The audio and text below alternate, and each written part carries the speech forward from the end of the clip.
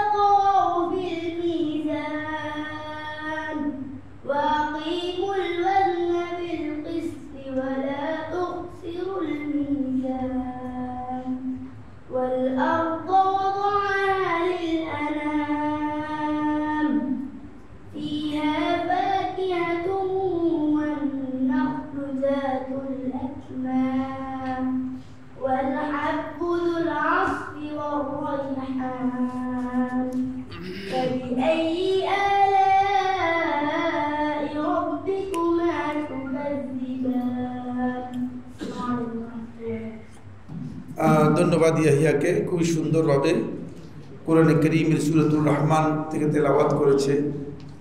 একটি কিতাব, পৃথিবীর যত গদ্য আছে, পৃথিবীর যত পদ্য আছে, পৃথিবীর যত সঙ্গীত আছে, পৃথিবীর যত রচনা আছে, সবটাকে চ্যালেঞ্জ করে কিয়ামত পর্যন্ত মানব সভ্যতাকে চ্যালেঞ্জ করেছে। সেটা হচ্ছে আল্লাহর এই কিতাব। এর তেলাওয়াত এত সুমধুর যে মানে আজকে কি বার, এই গতকালই তো মনে হয়, গত পরশু আমাদের সারা বাংলাদেশে সৌদি এমবেসির অধীনে কোরআন প্রতিযোগিতা হয়েছে। একটা মেয়ে 8 বছর, সে ফার্স্ট হয়েছে, তেলাওয়াত করলো। মানে অ্যাম্বাসেডর সৌদিরা অনেক ছিল, তারপরে আমরা অনেক ছিলাম। মানে মনটা কেন যেন অন্যরকম হয়ে গেছে যে আল্লাহর কিতাব যে আসলে কত বড় মুজিজ, মানুষের অন্তরে এর যে কি প্রভাব বিস্তার করতে পারে। ছোট্ট 8 বছরের মেয়ে পুরো কোরআনের হাফেজ, সিলেট থেকে এসেছে এবং প্রতিযোগিতায় ফার্স্ট হয়েছে। মানে একটা উমরা পাবে এবং 80,000 টাকা নগদ পেয়েছে, সার্টিফিকেট পেয়েছে। এই মানে মঙ্গলবারে আমরা বিতরণ করলাম সৌদি এমবেসিতে। তো এই কিতাব আসলে মানুষকে অনেক মর্যাদা দেয়। আল্লাহ তাআলা আমাদের এই সন্তানগুলোকে কোরআনে কারীমের সর্বোত্তম হাফেজ হিসেবে কবুল করুন।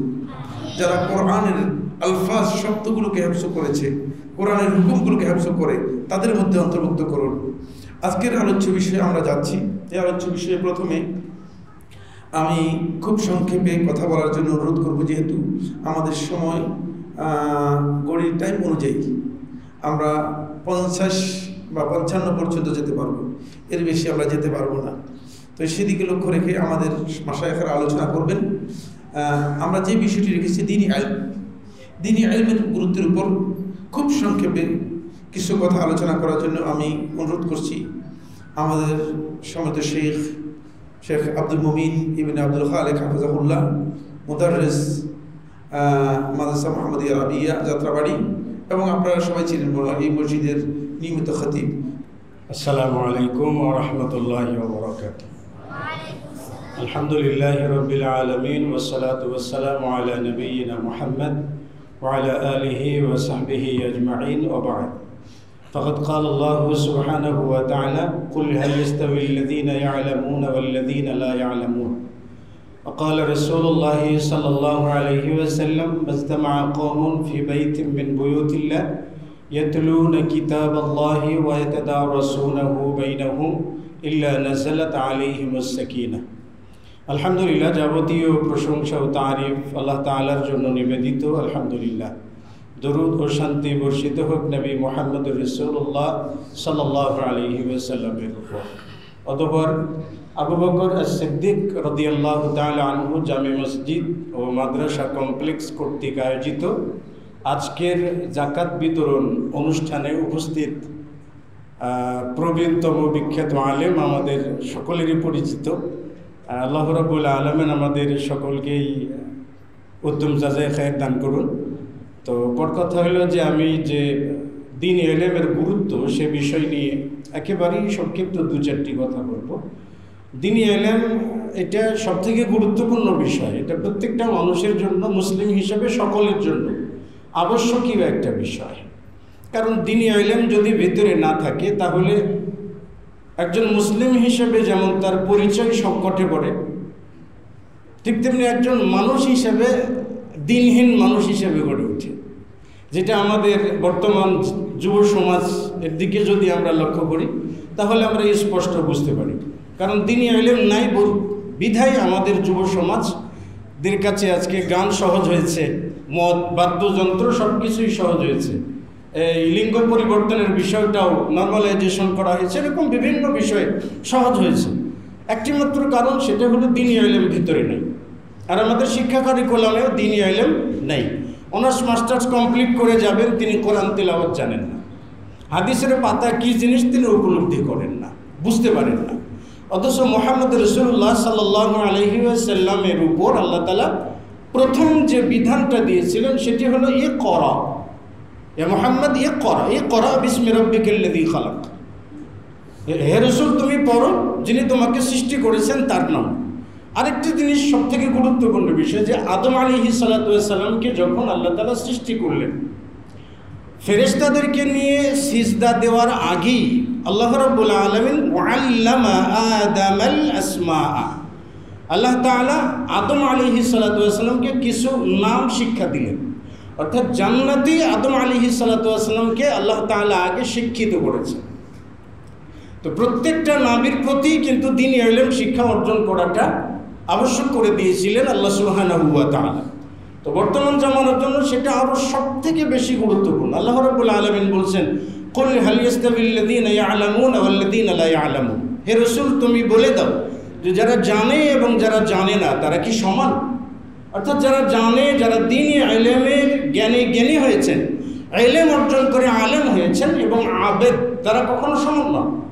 রাসূল সাল্লাল্লাহু আলাইহি ওয়াসাল্লাম বলছেন যে ফাদলুল আলিমি আলাল আবেদ, সমস্ত ইবাদতকারীর উপরে একজন আলেমের শ্রেষ্ঠত্ব হইল আসমানে যখন তারকারাজি চাঁদ, পূর্ণিমার চাঁদ যখন উদিত হয়, মানে পরিপূর্ণ চাঁদ হয়, একটা পরিপূর্ণ চাঁদের যেমন সকল তারকার উপরে প্রাধান্য থাকে, ঠিক তেমনি ইবাদতকারী বান্দাদের উপরে আলেমের মর্যাদাগত শ্রেষ্ঠত্ব থাকে আল্লাহ সুবহানাহু ওয়া তাআলার কাছে। সেই জন্য দ্বীন ইলম অর্জন করাটা অত্যন্ত জরুরি এবং গুরুত্বপূর্ণ বিষয়। আমরা বোকা, কারণ আমরা স্বার্থপর তো হইতে হবে না। রাসূল সাল্লাল্লাহু আলাইহি ওয়াসাল্লাম বলেছেন, মানুষ মারা গেলে 3টি আমল ব্যতীত সমস্ত আমল বন্ধ হয়ে যায়। তার মধ্যে দ্বিতীয় নাম্বার যেটা বলছেন, আও ইলমিন ইউনতাফাউ বিহি, মানে এমন বিদ্যা, এমন জ্ঞান, যে জ্ঞানের দ্বারা যাতে উপকৃত হতে পারে। ইউনতাফাউ বিহি ফিদ দুনিয়া ওয়াল আখিরাহ, মানে যে ইলম দ্বারা দুনিয়া এবং আখিরাতে ফায়দা পাওয়া যায়। দুনিয়াতে কি ফায়দা পাওয়া যায়? দুনিয়াতে দ্বীনের উপরে চলার দিক নির্দেশনা পাওয়া যায়, আর আখিরাতে যেটার জন্য মহা পুরস্কার পাওয়া যায়। তাহলে এই স্বার্থটা আমাদের থাকতে হবে। আমরা যখন আমাদের সন্তানদেরকে দ্বীনি ইলম ব্যতীত অন্য কোনো পাঠশালাতে পড়িয়ে অনেক বড় করার স্বপ্ন দেখি, এই স্বপ্নের বাস্তবায়নটা হয় কীভাবে? হয় বার্ধক্য বয়সে আমাকে বৃদ্ধাশ্রমে রেখে আসবে, অথবা আমাকে রাস্তায় ফেলে আসবে, অথবা আমাকে হত্যা করে ফেলবে, অথবা আমাকে ওষুধ প্রয়োগ করে মেরে ফেলবে জমি জমাগুলো লিখে নেওয়ার পর। কেন? এর কারণটা হলো ভিতরে দ্বীনি ইলম নেই, দ্বীনি জ্ঞান নেই। তো এই জন্য আমাদের যেমন দ্বীনি ইলম অর্জন করার জরুরি, ঠিক তেমনি আমাদের সন্তানদেরকে প্রজন্ম তৈরি করাটা জরুরি, যাতে আমরা আমাদের প্রজন্মকে দ্বীনের উপরে প্রতিষ্ঠিত করে যেতে পারি। একজন দিনই প্রজন্মকে যদি রেখে যেতে পারে তাহলে সেই প্রজন্মের যত চক্র ঘুরবে এতগুলো প্রজন্ম ঘুরে ঘুরে আমি সওয়াব পাবো। তো দ্বীনি ইলমের গুরুত্ব আল্লাহ রাসূল সাল্লাল্লাহু আলাইহি ওয়াসাল্লাম বলেছেন তালাবুল ইলমি ফারিদাতুন আলা কুল্লি মুসলিম, সকল মুসলিমের উপরে ইলম অর্জন করা ফরজ। তাহলে শরীয়তের আহকাম, বিধি বিধান, এই জিনিসগুলো জানা অত্যন্ত অত্যন্ত বেশি গুরুত্বপূর্ণ। আজকে দেখেন মাসআলার ক্ষেত্রে যখন আসে মানুষেরা তখন বলে কি বলে, হুজুর বলে ভুল করেছে। কি করেছেন বলে, হঠাৎ করে স্ত্রীকে রাতের মাথায় তালাক দিয়ে ফেলেছে, এখন কি করবো বলে। তো তখন হুজুর গেছে, হুজুরের কাছে মসজিদের ইমামের কাছে গেছেন, মসজিদের ইমাম বলছেন হিল্লে দেন, বলে হিল্লে বিয়ে আবার কে করবে, হুজুর বলছেন আমি করবো। দেখেন হুজুরের ভিতরেও দ্বীনি ইলম নাই, আবার যিনি বউ হঠাৎ করে তালাক দিয়েছেন তার ভিতরেও দ্বীনি ইলম নাই, সমাজের ভিতরেও দ্বীনি ইলম নেই। তাইলে আমরা মানে চতুর্দিক থেকে বিপদে পড়ে গেলাম না? শুধুমাত্র একটা জায়গায় যদি দুর্বলতা কাটিয়ে উঠতে পারি যে হ্যাঁ আমরা দ্বীনি ইলম অর্জন করবো, দ্বীনের সঙ্গে থাকবো। আল্লাহ রাব্বুল আলামিন আমাদের সকলকেই, যেহেতু সময় কম, আল্লাহ তাআলা আমাদের সকলকেই দ্বীনি ইলম অর্জন করার তৌফিক দান করুন এবং দ্বীনি ইলমের সঙ্গে থাকার তৌফিক দান করুন। আল্লাহ তাআলা আমাদের প্রজন্মকে দ্বীনের উপরে প্রতিষ্ঠিত করুন। আমাদের সন্তান সন্ততিদেরকে আমরা যাতে দ্বীনি জ্ঞানী করতে পারি, আল্লাহ তাআলা আমাদেরকে সেই তৌফিক দান করুন। আল্লাহুম্মা আমিন। ওয়া আখিরু দাওয়ানা আলহামদুলিল্লাহি রাব্বিল আলামিন। আসসালামু আলাইকুম ওয়া রাহমাতুল্লাহি ওয়া বারাকাতুহু। সম্মানিত উপস্থিতি, ধন্যবাদ আমাদের সম্মানিত শেখ জনাব আব্দুল মুমিনকে দ্বীনি ইলমের গুরুত্বের উপর আলোচনা করেছেন। আমি শুধুমাত্র এর সাথে একটা জিনিস যুক্ত করে দিচ্ছি।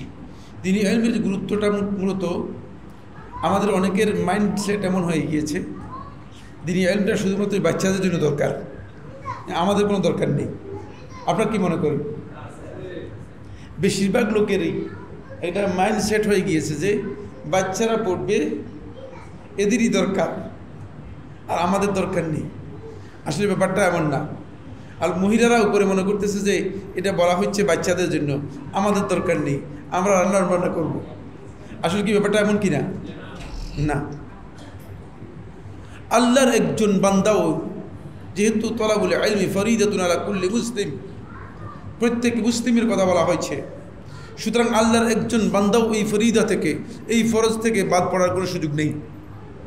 এখন আপনি মানে 50 বছর আগে জানতে পারেন নাই, বাকি বলে 50 বছর চলে গেছে যেহেতু আর বাকিটা বাদ দিলাম, বাদ দিতে পারবেন কি না? পারবেন কি না? বাদ দেওয়ার কোনো সুযোগ নেই।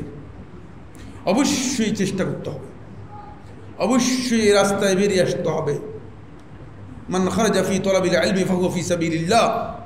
রাসূলুল্লাহ সাল্লাল্লাহু আলাইহি ওয়াসাল্লাম বলেন যে ইলম অর্জন করার জন্য, আল্লাহর সন্তুষ্টির জন্য ইলম অর্জন করার জন্য বেরিয়ে পড়লো, সে আল্লাহর রাস্তায় জিহাদের যে হুকুম রয়েছে জিহাদের জন্য বেরিয়ে পড়ল। সুতরাং আমাদেরকে এই জায়গায় আসতে হবে।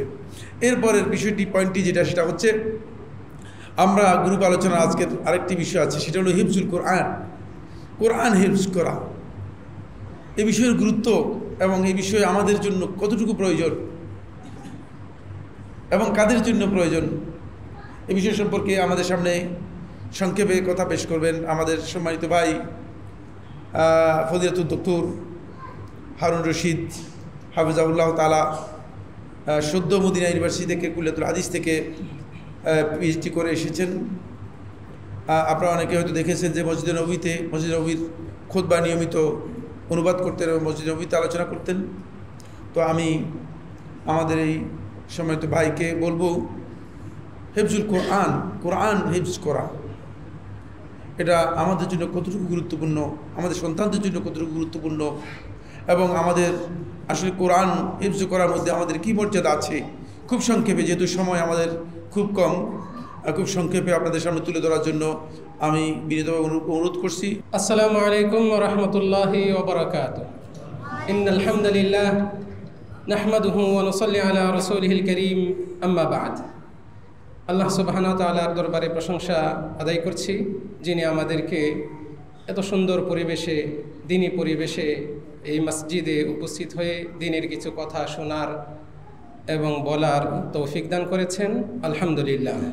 দরুদ ও সালাম বর্ষণ হোক আমাদের একমাত্র আদর্শ, মানবতার আদর্শ নবী মুহাম্মদ সাল্লাল্লাহু আলাইহি ওয়াসাল্লামের উপর। আজকের এই যাকাত প্রকল্প পরিদর্শন ও বিতরণ অনুষ্ঠানে গ্রুপ আলোচনা পর্বের এই পর্যায়ে আমি আপনাদের সামনে অত্যন্ত সংক্ষিপ্তভাবে দু একটা কথা বলবো। আমা তৌফিকে ইল্লা বিল্লাহ। আল্লাহ সুবহানাহু ওয়া তাআলা তার দুনিয়াতে যে সমস্ত নীতি রয়েছে তার অন্যতম হচ্ছে তিনি তার সকল বান্দাদেরকে সমপর্যায়ের করেন না। তাদের কাউকে সম্মানিত করেন, তুলনামূলক কেউ সম্মানের দিক থেকে নিচু অবস্থানে থাকে। আল্লাহ রাব্বুল আলামিন বলছেন, ইয়ারফাইল্লাহুল্লাযীনা আমানু মিনকুম ওয়াল্লাযীনা উতুল ইলমা দারাজাত। এখানে আল্লাহ সুবহানাহু ওয়া তাআলা বলছেন যে তোমাদের মধ্য থেকে যারা ঈমান আনে এবং যাদেরকে জ্ঞান দেওয়া হয়েছে তাদেরকে আল্লাহ রাব্বুল আলামিন বহু সম্মানে সম্মানিত করেন, তাদের সম্মান বর্ধিত করেন, উঁচু করেন। তো এই আয়াতের মাধ্যমে সুস্পষ্ট হয় যে আল্লাহ সুবহানাহু ওয়া তাআলার কাছে সম্মানিত হওয়ার মানদণ্ড হচ্ছে ঈমান, এবং আরেকটা মানদণ্ড হচ্ছে ইলম অর্জন করা, আহলুল ইলম হওয়া, দ্বীনের জ্ঞান থাকা, নিজের অর্জন করা। তো আল্লাহ সুবহানাহু ওয়া তাআলার বিশেষ দয়া ও অনুগ্রহ যে আমরা তার দ্বীন শিক্ষা অর্জন করার মতো সুন্দর পরিবেশ পাচ্ছি। আলেম ওলামাদের এই ক্ষেত্রে অগ্রণী ভূমিকাও আমরা দেখতে পাচ্ছি। আল্লাহ সুবহানাহু ওয়া তাআলা তার বান্দাদের মধ্য থেকে তাদেরকেই সবচেয়ে বেশি পছন্দ করেন যারা দ্বীনি ইলম অর্জনের পথে প্রচেষ্টা করে। আর এই দ্বীনি ইলমের মধ্যে সবচেয়ে গুরুত্বপূর্ণ ইলম হচ্ছে কোরআনের ইলম। সবচেয়ে গুরুত্বপূর্ণ ইলম হচ্ছে কোরআনের ইলম। আর এই জন্যই নবী মুহাম্মদ সাল্লাল্লাহু আলাইহি ওয়াসাল্লাম বলেছেন, খায়রুকুম মান তাআল্লামাল কুরআনা ওয়া আল্লামাহু। তোমাদের মধ্যে সর্বোত্তম সেই যে কোরআন শিখে এবং শিক্ষা দেয়। ফলে এ থেকে সুস্পষ্ট যে কোরআন শিক্ষার গুরুত্ব কতটা অপরিসীম এবং কতটা বেশি। আল্লাহ সুবহানাহু ওয়া তাআলা তিনি তার সৃষ্টির প্রথম সৃষ্টি করে যে আদেশটা দেন, আপনারা যদি একটু খেয়াল করেন তাহলে বুঝতে পারবেন। আল্লাহ রাব্বুল আলামিন সর্বপ্রথম কলম সৃষ্টি করেছেন। আউয়ালু মা খালাকাল্লাহু আল কলম। প্রথম তিনি সৃষ্টি করলেন কলম, তারপরে তাকে আদেশ করলেন উকতুব, তুমি লেখো। তাহলে সৃষ্টির সূচনাতে প্রথম সৃষ্টিকে আল্লাহ রাব্বুল আলামিন আদেশ করলেন উকতুব, লেখো। আর সর্বশেষ নবী ও রাসূল মুহাম্মদ সাল্লাল্লাহু আলাইহি ওয়াসাল্লামের উপর সর্বশেষ ওয়াহী আসে, মহাগ্রন্থ আল কোরআন নাজিল করা হয়। আর এই কোরআনের প্রথম যে বাণী ওয়াহী আল্লাহ রাব্বুল আলামিন নাজিল করেন, সেখানে প্রথম শব্দটা হচ্ছে ইকরা, পড়ো। তাহলে উকতুব, তুমি লেখো, ইকরা, তুমি পড়ো। পড়া ও লেখা এটা কত গুরুত্বপূর্ণ আল্লাহ রাব্বুল আলামিনের কাছে, এই দুইটা বিষয় মিলালে আমাদের কাছে স্পষ্ট হয়ে যায়। আর এই পড়ালেখার মধ্যে সর্বশ্রেষ্ঠ হচ্ছে কোরআন এবং সুন্নাহের ইলম অর্জন করা। আর এই জন্যই নবী মুহাম্মদ সাল্লাল্লাহু আলাইহি ওয়াসাল্লাম বলেছেন, খায়রুকুম মান তাআল্লামাল কুরআনা ওয়া আল্লামাহু। আল্লাহ সুবহানাহু ওয়া তাআলা কোরআন মাজিদে নবী রাসূল ছাড়া অন্যান্য যে সমস্ত মনীষীদের কথা উল্লেখ করে তাদেরকে সম্মানিত করেছেন, তাদের সবাইকে আল্লাহ রাব্বুল আলামিন সম্মানিত করেছেন বিশেষ একটা কারণে। সেটা হচ্ছে তাদের মধ্যে ইলম ছিল, তাদের মধ্যে ইলম ছিল। খিজির আলাইহিস সালাতু ওয়াস সালাম বিশুদ্ধ মতে তিনি নবী ছিলেন না, কিন্তু আল্লাহ রাব্বুল আলামিন তার কথা সূরা কাহফে উচ্চারণ করেছেন, তার বিশেষ ইলমের কারণে তিনি এই মর্যাদা পেয়েছেন। তালুত, তার কথা আল্লাহ রাব্বুল আলামিন কোরআনে বিশেষ করে সূরা বাকারায় আলোচনা করেছেন। তার ইলম ছিল, তিনি বাসতাতান ফিল ইলমি ওয়াল জিসম, আল্লাহই বলেছেন তিনি ইলমে খুব পারদর্শী ছিলেন, অনেক জ্ঞানী ছিলেন, অনেক বেশি অভিজ্ঞতা রাখতেন। আল্লাহ রাব্বুল আলামিন তাকে সম্মানিত করেছেন। লোকমান হাকিম, বিশুদ্ধ মত, যদিও দ্বিমত রয়েছে আলিমদের মধ্যে তিনি নবী ছিলেন কিনা, কিন্তু অনেকেই বলেছেন তিনি নবী ছিলেন না। তাকেও আল্লাহ রাব্বুল আলামিন সম্মানিত করেছেন তার ইলমের কারণে। তার নামেই একটা সূরা নাজিল করেছেন, আমরা মুসলমানগণ তাকে লোকমান হাকিম বলে জানি।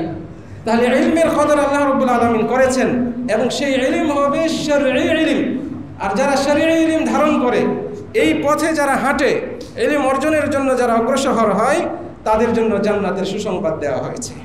ফলে এই শরঈ ইলমের মূল উৎস মহাগ্রন্থ আল কোরআন, এই সম্পর্কে জ্ঞান অর্জন করা শিক্ষা নেওয়া, হিফজ করা, মুখস্থ করা, অর্থ জানা, তাফসির জানা, সেই অনুযায়ী আমল করা, এই ইলম বিতরণ করা, সমাজে কোরআনের জ্ঞান, কোরআনের আলো ছড়িয়ে দেওয়ার প্রয়াস, চেষ্টা করা এবং এর ব্যবস্থাপনা করা, এগুলো সবই কল্যাণকর কাজে অংশগ্রহণের শামিল, যা আল্লাহ সুবহানাহু ওয়া তাআলা পছন্দ করেন। মহাগ্রন্থ আল কোরআন যারা বেশি বেশি তেলাওয়াত করে, কিয়ামতের দিন বিশেষ করে জান্নাতে যখন যাবে জান্নাতীরা, তাদের মধ্যে তারতম্য হবে। যারা বেশি কোরআন তেলাওয়াত করেছে, স্টাডি করেছে, তাদের সম্মান হবে অন্যান্য জান্নাতীদের চেয়ে বেশি, অন্যান্য জান্নাতীদের চেয়ে বেশি সম্মানিত হবে তারা, তাদের স্তর হবে উঁচু।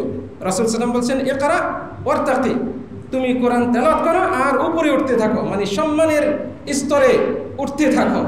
তাহলে এইভাবে রাসূল সাল্লাল্লাহু আলাইহি ওয়াসাল্লাম আমাদেরকে উদ্বুদ্ধ করেছেন। অতএব আমরা নিজেরা কোরআন তেলাওয়াত করব, কোরআন শিখব এবং আমাদের সন্তানদেরকে শেখাবো।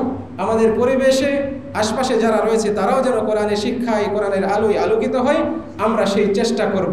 মনে রাখবেন, কোরআন শিক্ষার জন্য সুনির্দিষ্ট কোনো বয়স নেই। আমাদের সম্মানিত শেখ একটু আগেই ইঙ্গিত দিয়েছেন, কোরআন বুড়া হলে, বয়স্ক হলে শেখা যায় না, মুখস্থ হয় না, এটা কোনো যুক্তি না। আপনার যদি উলুল হিম্মা থাকে, আপনার যদি ইখলাস থাকে এবং এর সাথে প্রচেষ্টা যুক্ত হয়, আপনি অবশ্যই সফলতা পাবেন। আপনি শুনে আশ্চর্য হবেন, সাহাবীদের মধ্যে যারা কোরআনের হাফেজ ছিলেন, কতজন ছোট বাচ্চা অবস্থায় হেফজ করেছেন। বরং নবী সাল্লাল্লাহু আলাইহি ওয়াসাল্লামের জামানায় অধিকাংশ সাহাবী বুড়া বয়সে হাফেজ হয়েছেন। আবু বকর রাদিয়াল্লাহু আনহু বয়স্ক, অথচ তিনি কোরআনের হাফেজ হয়েছেন। আর অন্যান্য হাফেজ যারা ছিলেন সাহাবীদের মধ্যে, খোঁজ নিয়ে দেখেন, একটু স্টাডি করে দেখেন, ইতিহাস জানুন, যে তারা এই একটা পরিণত বয়সে আসার পরে, অর্ধবয়স অথবা বুড়া বয়সে পৌঁছার পরে কোরআনের হাফেজ হয়েছে। অতএব এই কোরআন শিক্ষা করা এটা শুধু ছোটদের জন্য না, এটা যারা মাদ্রাসায় পড়ে শুধু তাদের জন্য না, সমাজের সর্বস্তরের মানুষের জন্য। অতএব আমরা যেন কোরআন শিক্ষা থেকে পিছিয়ে না থাকি। মনে রাখবেন, কোরআনের আলো বান্দাকে অন্ধকারত্ব থেকে, বান্দাকে নানান রকমের কুসংস্কার থেকে, ফিতনা থেকে হেফাজত করতে পারে। বরং এটাতেই রয়েছে বিভিন্ন ফিতনা থেকে রক্ষা পাওয়ার মহা ঔষধ। আল্লাহ রাব্বুল আলামিন আমাদেরকে এই বিষয়গুলো অনুধাবন করার তৌফিক দান করুন, কোরআনের আলোকে আলোকিত হওয়ার তৌফিক দান করুন। এই কামনা রেখে আমার সংক্ষিপ্ত আলোচনা শেষ করছি। আসসালামু আলাইকুম ওয়া রাহমাতুল্লাহি ওয়া বারাকাতুহু।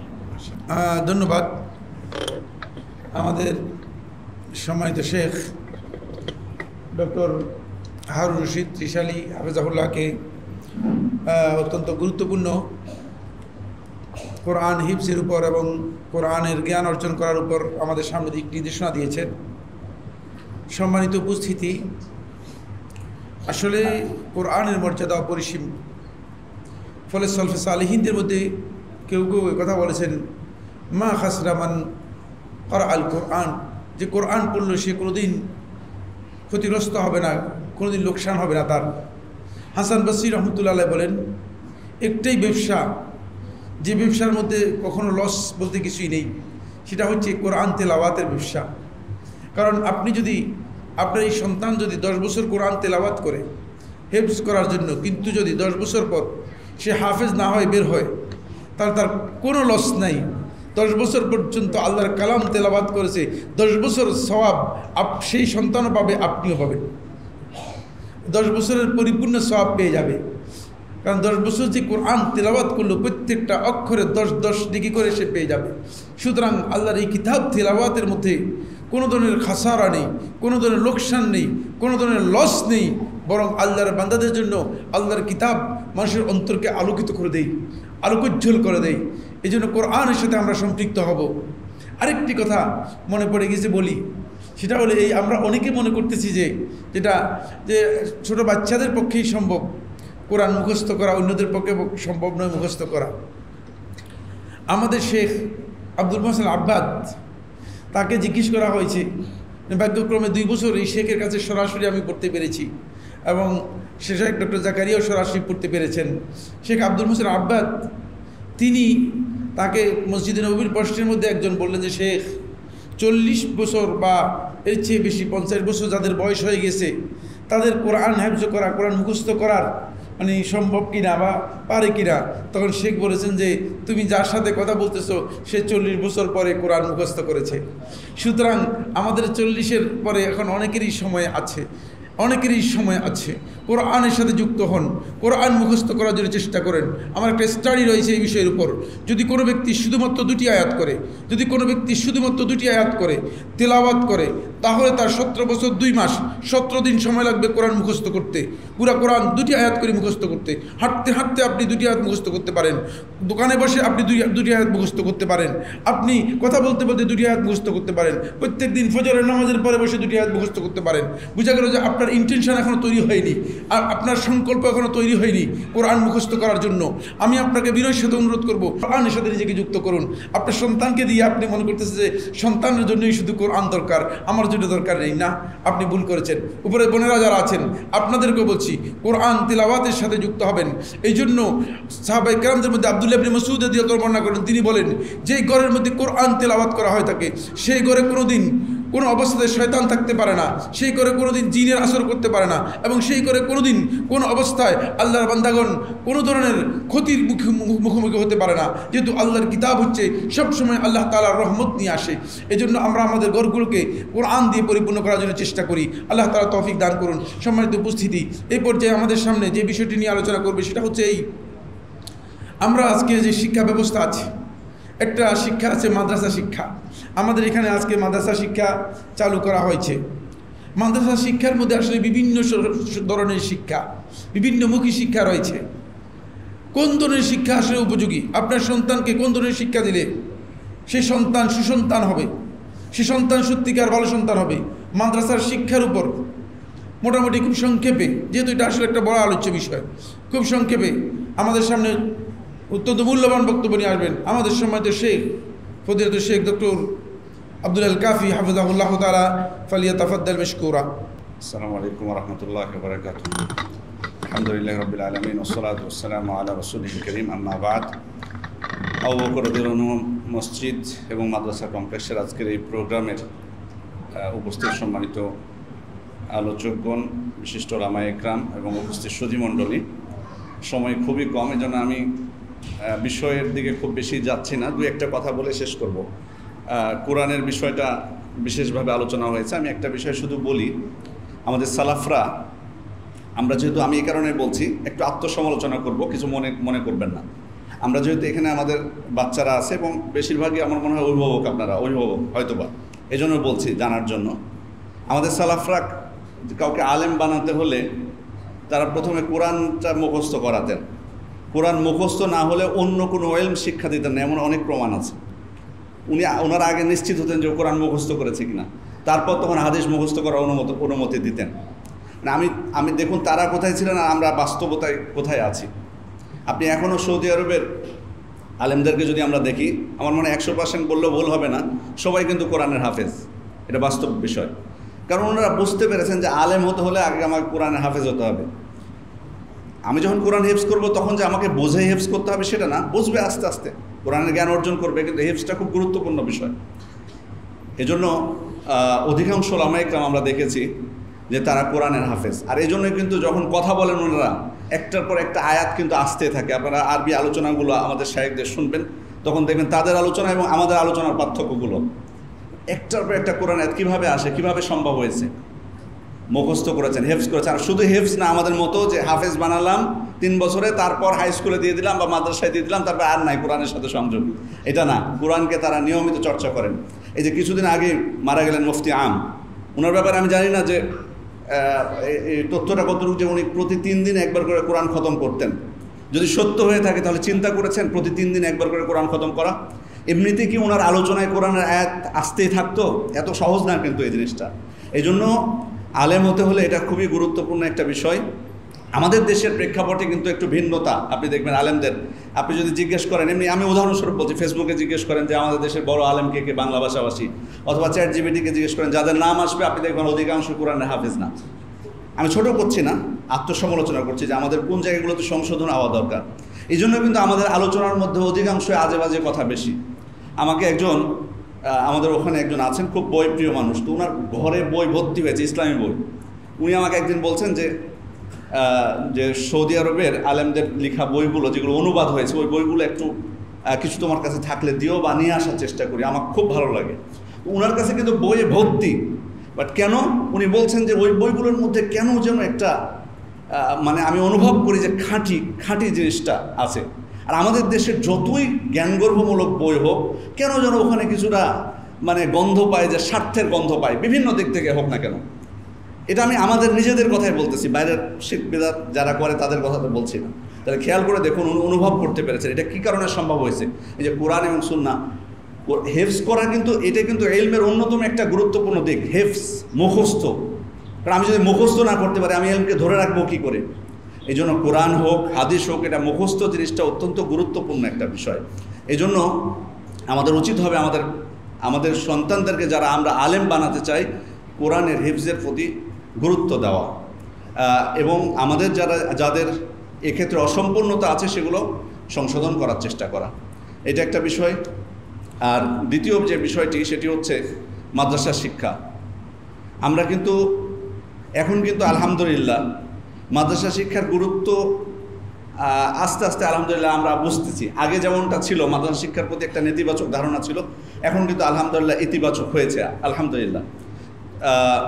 আর বিশেষ করে এই প্রতিষ্ঠানগুলো মাদ্রাসা শিক্ষার ক্ষেত্রে আমি একটা জিনিস উপলব্ধি করেছি, ভুলভ্রান্তি তো অবশ্যই আছে আমাদের, বিশেষ করে আলিয়া সিলেবাস যদি আমরা দেখতে যাই, কিন্তু যে সিলেবাসটা আছে সেই সিলেবাসটা যদি প্রকৃত ভালোভাবে পড়ানো হতো যোগ্য টিচার দ্বারা, তাহলে কিন্তু ভালো ফলাফল আসতো। একবারে যে সিলেবাসটা একবারে বাজে, খুবই খারাপ, সেটা কিন্তু না। তবে ভুলভ্রান্তি কিন্তু আছে, আমি বলছি না নাই, কিন্তু বাস্তবে কিন্তু যোগ্য টিচারের অভাব, মন মানসিকতার অভাব। মানে ওখানকার শিক্ষকরা ওনারা মনেই করে নিয়েছেন যে আমাদের কাছে যারা এখানে পড়তে আসে তারা আলেম হওয়ার তাদের ইচ্ছা নেই, সার্টিফিকেটের জন্য আসে। আর ছাত্ররাও যারা যায় তারাই এই মন মানসিকতা নিয়ে যায়। আলাকুল্লি হাল, যেটাই হোক, আর যেগুলো আমাদের নিজস্ব ব্যবস্থাপনা, আমরা যেগুলো নিজেরাই সিলেবাস দিচ্ছি, সংশোধন করছি, সেগুলো তো অবশ্যই আমাদের এখানে শুধুমাত্র যে আসলে শুধু আরবি শিখে, কোরআন শিখে, হাদিস শিখে এবং জাগতিক আমাদের যেগুলো দুনিয়ার জন্য জরুরি প্রয়োজনীয় জ্ঞান নেই, এটা কিন্তু না, যথেষ্ট আছে আলহামদুলিল্লাহ। বরং কোনো ক্ষেত্রে আমরা অতিরঞ্জন করে ফেলি, একটু বেশি দিয়ে ফেলি।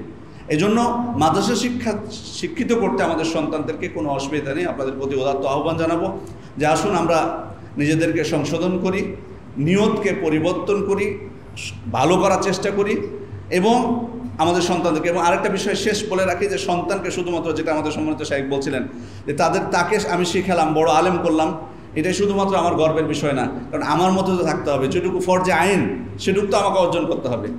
ফরজে আইন যেটা আমার জন্য জানা জরুরি, সেটা যদি আমি অর্জন না করি, তাহলে কিন্তু আমি মনুষ্যত্ব থেকে কিন্তু দূরে চলে যাব। কারণ জ্ঞান জিনিসটা এমন একটা বিষয়, মানুষ আর থাকে না জ্ঞান যদি না থাকে বা অর্জন করার চেষ্টা না করে। লাহুম কুলুবুল্লাহ ইয়াফকাহুনা বিহা ওয়া লাহুম আয়ুনুল্লাহ ইউবসিরুনা বিহা ওয়া লাহুম আযানুল্লাহ ইসমাউনা বিহা উলাইকা কাল আনআম। যারা জ্ঞান অর্জনের চেষ্টা করে না, অন্তর দিয়ে অনুধাবন করে না, চোখকে ব্যবহার করে না, কানকে ব্যবহার করে না জ্ঞান অর্জনের জন্য, আল্লাহ তাআলা তাদেরকে বলে দিয়েছেন তারা চতুষ্পদ জন্তুর মতো অথবা তার থেকে খারাপ। এই বিষয়টা একটু উপলব্ধি করতে হবে। এই জন্য আসুন আমরা জ্ঞানের গুরুত্ব বোঝার চেষ্টা করি, অনুধাবন করি, বিশেষ করে শরীয়তের জ্ঞান যেটা আমাদের উপর ফরজে আইন, এবং সেটা নিজেদের জীবনে মানার, বাস্তবায়ন করার চেষ্টা করি। আল্লাহ আমাদেরকে তৌফিক দান করুন, আমিন। ওয়া আখিরু দাওয়ানা আলহামদুলিল্লাহি রাব্বিল আলামিন। আসসালামু আলাইকুম ওয়া রাহমাতুল্লাহি ওয়া বারাকাতুহু। আমার মনে হয় যাদের জ্ঞান আছে তারা আমার এই বক্তব্য স্পষ্ট বুঝতে পেরেছেন। দ্বীনের মধ্যে অবগাহন না করে, দ্বীনের মধ্যে প্রবেশ না করে, দ্বীনটাকে ধারণ করা, বহন করা, দ্বীনের প্রতিনিধি হওয়া, এটা মোটেও যৌক্তিক নয়, অযৌক্তিক বক্তব্য। এজন্য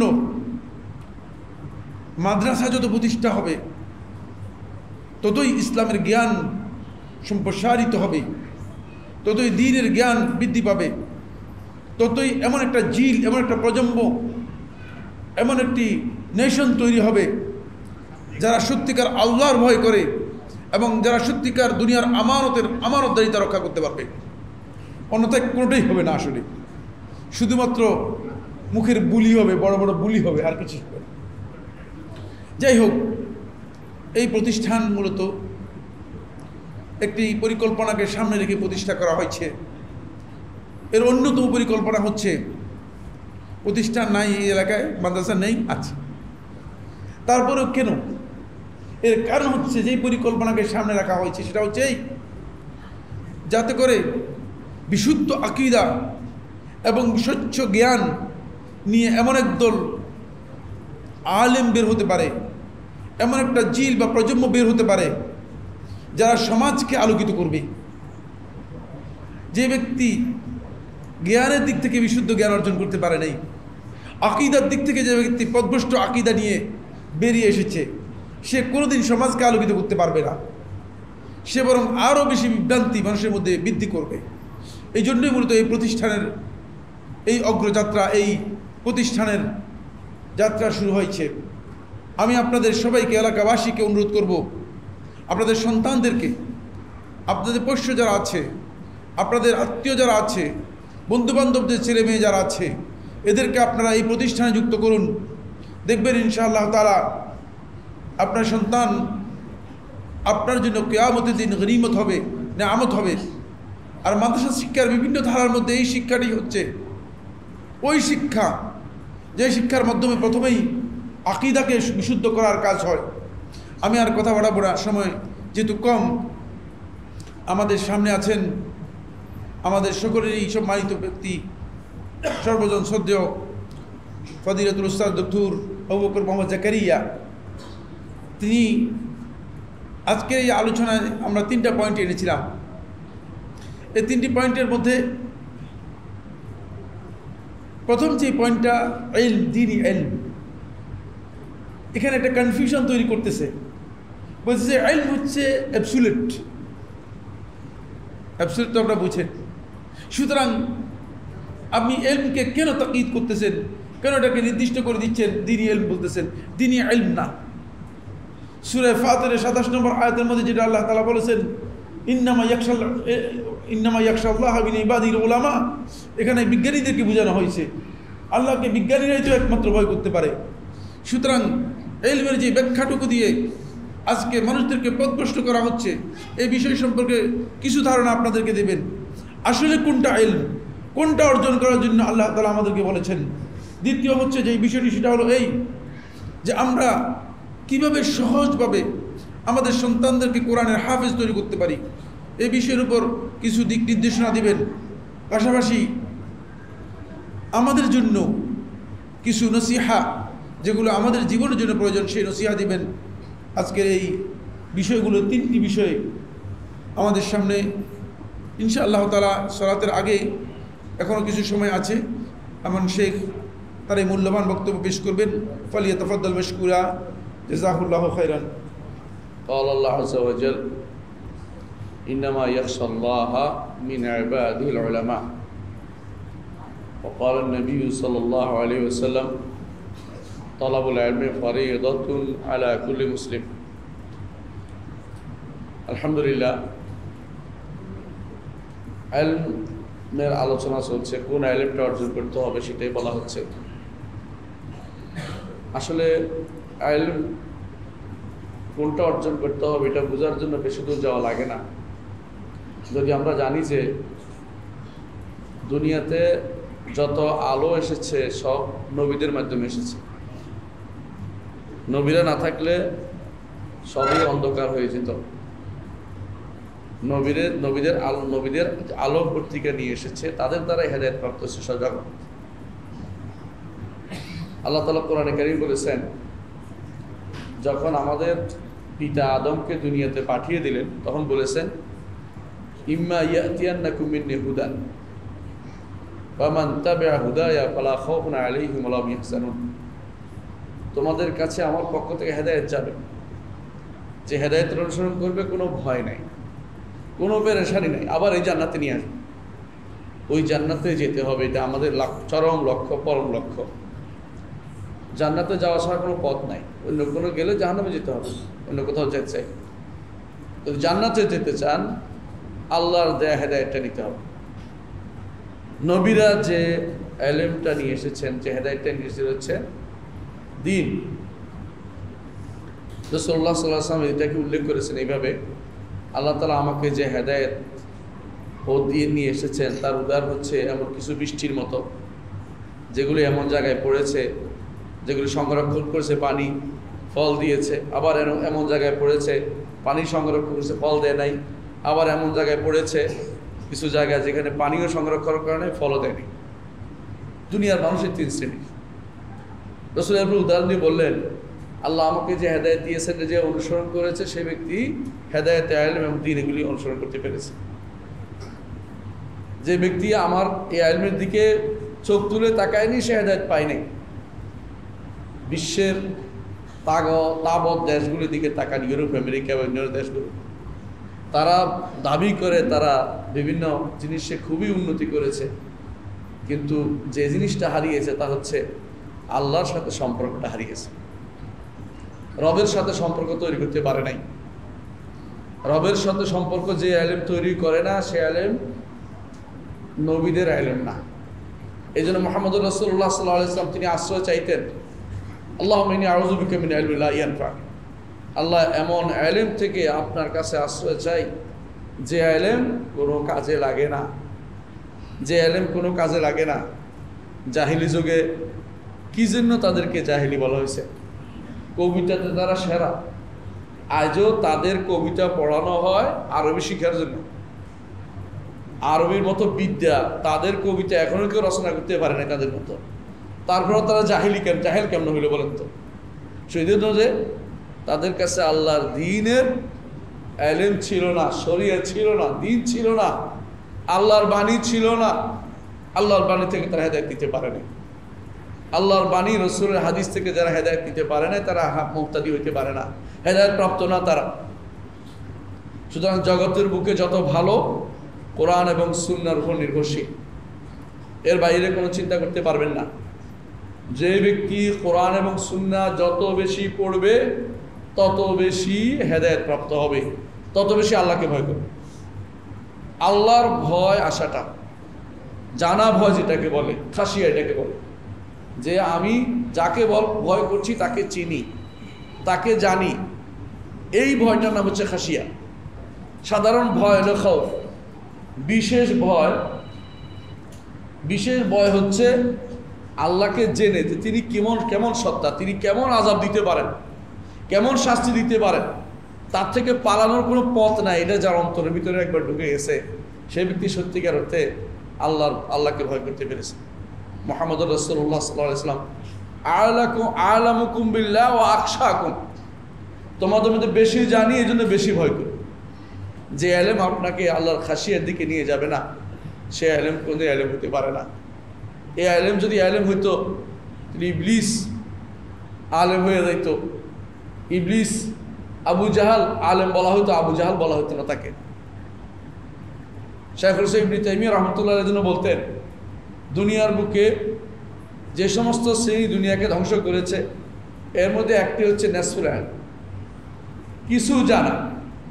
আর যে সমস্ত প্রতিষ্ঠান তৈরি হয়েছে এটা দুই শ্রেণীর। এক শ্রেণীর ঘোষণা দিয়ে পথভ্রষ্টতা শিখাচ্ছে, ঘোষণা দিয়ে, মানে দ্বীন শিক্ষা দিবে না তাদের ঘোষণার ভিতরে আছে।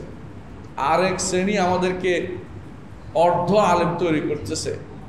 অর্ধ আলেম যারা তারা তৈরি করে তারা কিন্তু ইলম নষ্ট করে। যেমন অর্ধ বৈদ্য বা যেই ডাক্তার কিছু মাঝামাঝি শিখছে আপনার শরীর নষ্ট করবে। অর্ধ নাহবী ব্যাকরণবিদ আপনার ব্যাকরণ নষ্ট করে, আপনার ভাষা নষ্ট করে। তেমনিভাবে যে ব্যক্তি জ্ঞানের অর্ধেক শিখছে সে বিপদ ডেকে আনে। এই জন্য জ্ঞানী এমন জায়গায় পড়াতে আপনাকে যে আপনার ছেলে যেন জ্ঞানী হয়ে বের হয়, সত্যিকার আলেম হয়ে বের হয়, সেখানে পড়াতে হবে। আব্দুল্লাহ জাহাঙ্গীর রহমতুল্লাহ একটা কথা বলতেন, তার কথা স্মরণ করি মাঝে মধ্যে। তিনি বলতেন যে ডাক্তারি বিদ্যা যারা পড়ে তারা কিন্তু আইটেম দিয়ে দিয়ে দিয়ে প্রত্যেকটা আইটেম শেষ না করা পর্যন্ত ডাক্তারি সার্টিফিকেট পায় না। কিন্তু আমাদের ওলামারা এক একজন মুফতি, এক একজন অমুক মাওলানা, মৌলবী, কত রকমের ডিগ্রি যে তাদেরকে দেয়া হচ্ছে তার শেষ নাই, কিন্তু তারা কিন্তু জ্ঞান রাখে না। ডিগ্রি পেয়ে যাচ্ছে জ্ঞান বাদে। এটা কিন্তু হয় না, কারণ ইলম হচ্ছে পেশা, এটা পেশাজীবী জিনিস। আমাদের দ্বীনি ইলমটা, দুনিয়ার ইলম কিছু অংশকে এগিয়ে যায়, কিন্তু ইলম এমন জিনিস যেটা আপনাকে মূল জিনিস জানতে হবে, সেটা কোরআন এবং সুন্নাহ আপনাকে জানতে হবে। কোরআন জানবেন কি করে, এখন হচ্ছে কোরআন শিখবো কি করে। কোরআন শিখার জন্য আপনি যদি মনে করেন যে মাদ্রাসায় পাঠিয়ে দিয়েছে আর খোঁজ নেব না, আপনার ছেলে হাফেজ হওয়া খুব কষ্টের বিষয়। ইমাম আহমদ ইবনে হাম্বলকে তার মা কিভাবে হেফজখানা নিয়ে আসতো আপনারা সেটা জানেন। এইভাবে যোগে যোগে যারা মায়েরা কষ্ট বেশি করেছে, আমি উপরে যারা আছে মাদেরকে বলছি, আপনার সন্তানের জন্য আপনি কষ্ট বেশি করবেন, আপনি বেশি সাদাকা জারিয়ার অধিকারী হবেন। আপনার প্রতিটি কষ্ট কবরে গেলে কাজে দেখবেন যে কাজে লেগে গেছে। কিছু পারি নাই করতে, আবাদত করতে পারি নাই, কিন্তু সন্তানটাকে আলেম বানিয়ে গেছি। আপনার এই সন্তান যত মানুষকে পড়াবে, শিক্ষা দিবে, জ্ঞান দিবে, দিনে জ্ঞান জানাবে, আপনি কবরে বসে বসে পেতে থাকবেন। আল্লাহু আকবার। শুধু আপনার কিছু সময় এখানে ব্যয় করতে হবে। পিতাকেও বলছি, সন্তানকে যাই দেন অন্তত কোরআনকে আগে শিক্ষা দিবেন। একটু আগে আপনারা শুনেছেন কোরআন প্রতিদিন নেওয়ার জিনিস। হাদিসে আছে রাসূলুল্লাহ সাল্লাল্লাহু আলাইহি ওয়াসাল্লাম বলেছেন, সেটা পালিয়ে যায়, উট যেভাবে দড়ি ছেড়ে পালে, দড়ি না থাকলে ঠিক তেমনিভাবে যদি কোনো কোরআনকে তাড়াহুদ না করেন, বারবার না শিখেন, সেই কোরআন আপনার কাছে স্থান পাবে না, চলে যাবেই যাবে। এই জন্য আপনি প্রতিদিন কষ্ট হলেও রাতের 11টা 8টা একবার শুনবেন, সন্তানের পড়া শেষ হয়েছে কিনা আগে জানবেন। হাফেজ যদি বানায় তো এই কষ্টটা একটু করতে হবে। মায়েদেরকে লাগিয়ে দিবেন, তোমার উপকার আছে, মা যেন এটা শুনে, টিচারেরটা যথেষ্ট মনে না করে। আর যারা এখানে থাকে তাদের কথা আলাদা, এটা আপনাকে আমানত হিসেবে দিয়েছে টিচার, শিক্ষক। আপনি মনে করবেন এক একটা ছেলে আপনার জন্য আখিরাতের বিরাট পুঁজি, যেটা আপনি কাজে লাগাতে পারবেন। একটা ছেলে হাফেজ হওয়া, চিন্তা করে দেখুন, যদি ইমাম বুখারী রহমতুল্লাহর ওস্তাদরা চিন্তা করে আমার ছেলে জগৎ বিখ্যাত হয়েছে, আমার ছাত্র যা করে সেটার সব আমিও পাচ্ছি। মক্কি ইবনে ইব্রাহিমের কথা একটু চিন্তা করেন, যিনি তার সন্তান তুল্য বুখারীকে তৈরি করেছেন, তার কি কোনো কমতি আছে? আপনি সেদিকে চিন্তা করুন। নিরবিচ্ছিন্নভাবে কোরআনের পথে লেগে থাকতে হবে। কোরআনকে একটু দিলে কোরআন আপনাকে দিবে না, মন থেকে আপনাকে কোরআন শিখতে হবে। একটা জিনিস বলে রাখি, 20 পারা যখন হয়ে যাবে বাকি 10 পারা টানে চলে আসে। আমি দেখেছি যেই ছাত্র এই 20 পারা মুখস্থ করে ফেলছে, বাকি 10 পারা দেখবে তার অনবরত চলে আসতেছে। আল্লাহ তাআলা তখন তার জন্য সহজ করে দেওয়া, লাকাদ ইয়াসসারনাল কুরআনা লিযিকরি ফাহাল মিন মুদ্দাকির। কঠিন কিছু না, সন্তানকে সবসময় তুলে ধরবেন। শিক্ষকদেরও বলছি, বাপ মাদেরকে বলছি যে সহজ, কোরআন সহজ। আল্লাহর বাণী কোনো এমন জিনিস না যে কাছাকাছি শব্দ দিয়ে আপনাকে ধাঁধায় নিক্ষিপ্ত করে, সেটা নয়। সেটার মুআল্লাকাত অথবা সেটাকে বলা মাকামাত, এগুলি। কিন্তু আল্লাহর কোরআন এমন যে আপনি কিছু শব্দ শিখলে আপনি কোরআন অর্থও শিখতে পারবেন।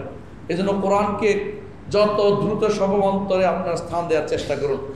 এটা সন্তানের জন্য আপনি এমন জিনিস দিয়েছেন যেটা আপনার সারা জীবন কাজে রাখবে। যদি খুতবা দিতে যাই একটা কোরআনের আয়াত তেলাওয়াত করে, এটাও আপনার সাদাকা জারিয়া।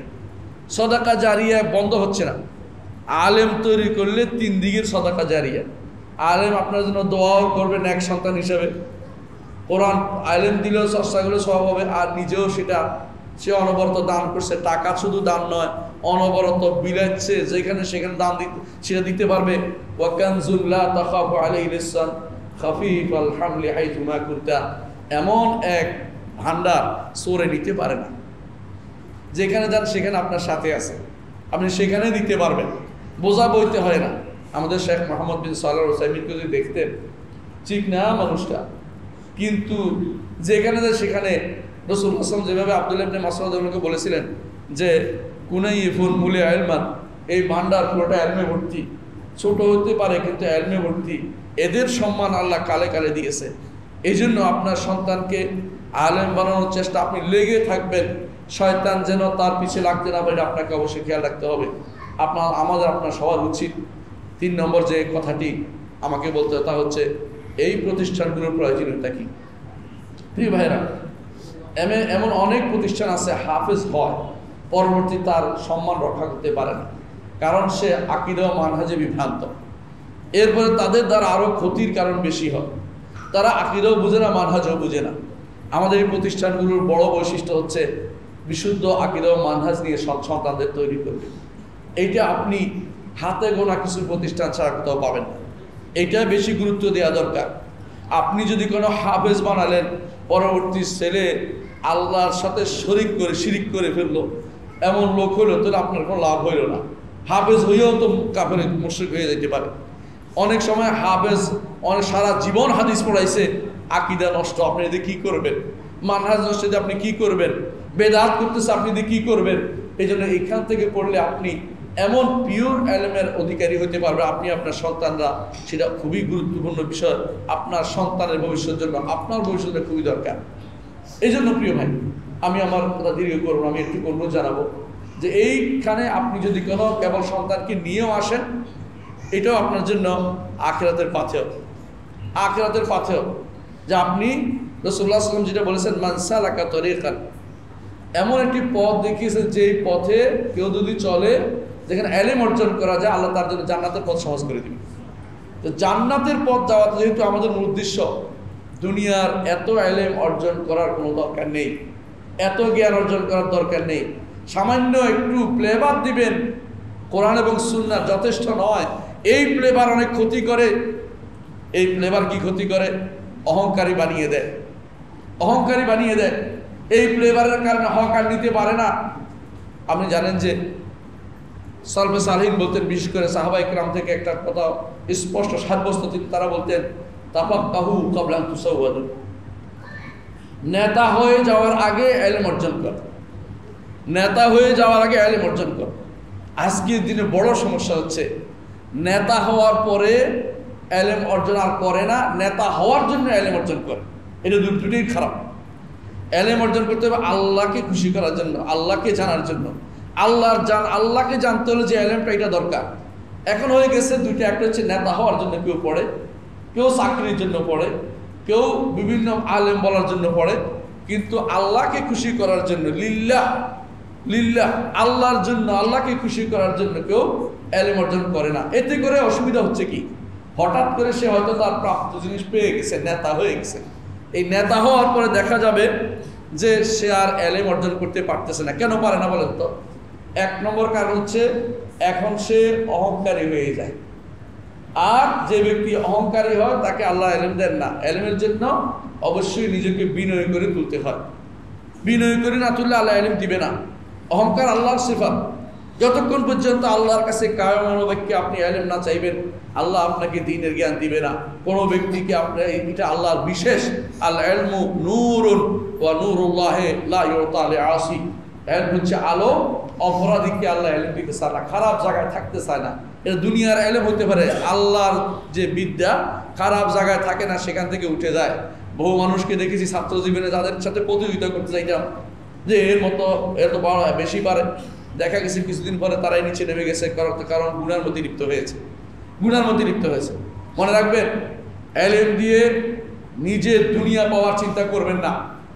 ইলম দিয়ে দুনিয়া পাওয়ার চিন্তা করে রাসূলুল্লাহ সাল্লাল্লাহু আলাইহি ওয়াসাল্লাম বলেছেন, তার জন্য জাহান্নাম জায়গা হবে, যে জান্নাতে কোনো যেতে পারবে না, অথচ জান্নাতের পথ 40 বছরের দূরত্ব থেকে জান্নাতের সুগন্ধ পাওয়া যাবে, সেখানে যেতে পারবে না। যে ব্যক্তি দ্রুত কি হয়ে গেছে, দ্রুত যে ব্যক্তি নিজেকে পাকাইয়ে ফেলছে, ইলম অর্জন করে নাই, ক্ষমতায় চলে গেছে, বা কোনো নিজের নেতৃত্বের জন্য ইলম অর্জন করেছে, সে ব্যক্তি আর এক নম্বর হচ্ছে ইলম অর্জন করতে পারবে না, কারণ অহংকারী হয়ে গেছে। কারণ ইলমের প্রথম বিগত ঢুকলে মানুষ অহংকারী হয়ে যায়। আর দ্বিতীয় যে কারণ, সেটা বলে শেষ করবো, সেটা হচ্ছে এখন তার ইলম অর্জনের সময় নেই। এখন সে চিন্তা করে দুনিয়া কিভাবে চলবে, কিভাবে কাকে পটাবে, কিভাবে কারে কি করবে, ওই চিন্তায় ব্যস্ত, ইলম অর্জনের জায়গাটা নাই। আমাদের সালফে সালেহিন ইলম অর্জনে ব্যস্ত ছিলেন। সন্তানকে সেটাই তৈরি করুন, আপনিও সেটা তৈরি করুন। জগৎ পরিচালনার লোকের অভাব নেই, জগৎ পরিচালনার জন্য ইলম অর্জনের দরকার নেই। আপনার ইলম যদি সন্তান আলেম হয়, জগৎ অটোমেটিক পরিচালিত হবে তা দিয়ে। আপনি যদি কোনো জগৎ পরিচালনার ইলম অর্জন করেন, আপনাকে আল্লাহ এই ইলম থেকে বঞ্চিত করবেন। আপনার সন্তান আপনার কাজে লাগবে না। দুনিয়াতে হয়তো আপনার কিছু কয়েকদিন নাম হইতে পারে, অমুকে এই করেছে, অমুক ভাই তমুক ভাই, আখিরাতে আপনার নামটি থাকবে না। ইমাম বুখারীর মতো যদি সন্তান তৈরি করতে চান, মুসলিমের যদি সন্তান তৈরি করতে চান, আবু হানিফা, মালিক, শাফি, আহমদের মতো সন্তান তৈরি করতে চাইলে আপনাকে ইখলাসের সাথে আপনার মনটা আগে শুদ্ধ করুন। আমি দুনিয়া শিক্ষার জন্য তাকে পাঠাচ্ছি না, আমি দ্বীন শিক্ষার জন্য তাকে পাঠাচ্ছি। দুনিয়া আসবেই, আল্লাহ কারোর রিজিক বন্ধ রাখেন না। ওমা মিন দাব্বাতিন ফিল আরদি ইল্লা আলাল্লাহি রিজকুহা, আল্লাহ রিজিকের ব্যবস্থা করবেনই। এই চিন্তা করে কাজ করুন। আল্লাহ আমাদের তৌফিক দান করুন। সুবহানাকাল্লাহু ওয়া বিহামদিকা, আশহাদু আল্লা ইলাহা ইল্লা আনতা, আস্তাগফিরুকা ওয়া আতুবু ইলাইক। আসসালামু আলাইকুম ওয়া রাহমাতুল্লাহি ওয়া বারাকাতুহু। শুকরান, জাযাকুমুল্লাহ খায়ের। ফজিলাতুল শেখ ডক্টর আবু বকর মোহাম্মদ জাকারিয়া হাফিজাহুল্লাহ তাআলা আসলেই আমাদের জন্য গুরুত্বপূর্ণ নসিহা পেশ করেছেন। সকলের জন্য দরকার দ্বীনি ইলম অর্জন করা। আমি আর সময় নেই, যেহেতু আর কথা বাড়ালাম না। আজকের আয়োজনে আমরা যে জিনিসগুলো এখান থেকে আমি জাস্ট হাতে করে আমাদের আজকের আলোচনাটাকে সামারাইজ করি। 1 নম্বর বিষয় হচ্ছে আমাদেরকে দ্বীনি ইলম অর্জন করতে হবে, এর কোনো বিকল্প নেই, যেহেতু আমরা আল্লাহর বান্দা, বিকল্প নেই। 2 নম্বর যে বিষয়টি সেটা হলো এই, আমরা কোরআনের সাথে সম্পৃক্ত হব। যার পক্ষে যেভাবে সম্ভব কোরআন থেকে বিচ্ছিন্ন হওয়ার কোনো সুযোগ নেই, কোরআনের সাথে সম্পৃক্ত হব। শুধুমাত্র সন্তানকে কোরআনের হাফেজ বানিয়ে যথেষ্ট মনে করার কোনো সুযোগ নেই। 3 নম্বর যে বিষয়টি সেটা হলো এই, দ্বীনি ইলমের জন্য যে মার্কাজগুলো, যে সেন্টারগুলো শুরু হয়েছে, এগুলোকে সহযোগিতা করে এগিয়ে নিয়ে যাওয়া, এগুলোকে সাহায্য করা, এগুলোর সাথে নিজেকে সম্পৃক্ত রাখা, এটা আমাদের দায়িত্ব। এই কাজটুকু আমরা করার জন্য চেষ্টা করব। 4 নম্বর যে বিষয়টি সেটা হলো এই, দ্বীনি ইলম অর্জন করতে হলে কিছু বৈশিষ্ট্য আমাদের থাকতে হবে। তোর মধ্যে সবচেয়ে বড় বৈশিষ্ট্য হচ্ছে আল্লাহর সন্তুষ্টিকে অগ্রাধিকার দিতে হবে, নিজেকে অহংকার মুক্ত রাখতে হবে। আল্লাহর সন্তুষ্টিকে অগ্রাধিকার দিতে হবে, নিজেকে অহংকার মুক্ত রাখতে হবে। 5 নম্বর যে পয়েন্টটি আমাদের জন্য গুরুত্বপূর্ণ সেটা হচ্ছে আমরা আল্লাহর বান্দা হিসেবে যদি দ্বীনি ইলম অর্জন করার পরে এই ইলম যদি আমাকে হিদায়াতের উপর পরিচালিত না করে, তাহলে বুঝতে হবে যে আমি এই যে ইলম অর্জন করেছি সেই ইলম আমার মধ্যে কাজ করে নাই, বরং ইলমের মাধ্যমে আমি পথভ্রষ্ট হয়ে গিয়েছি।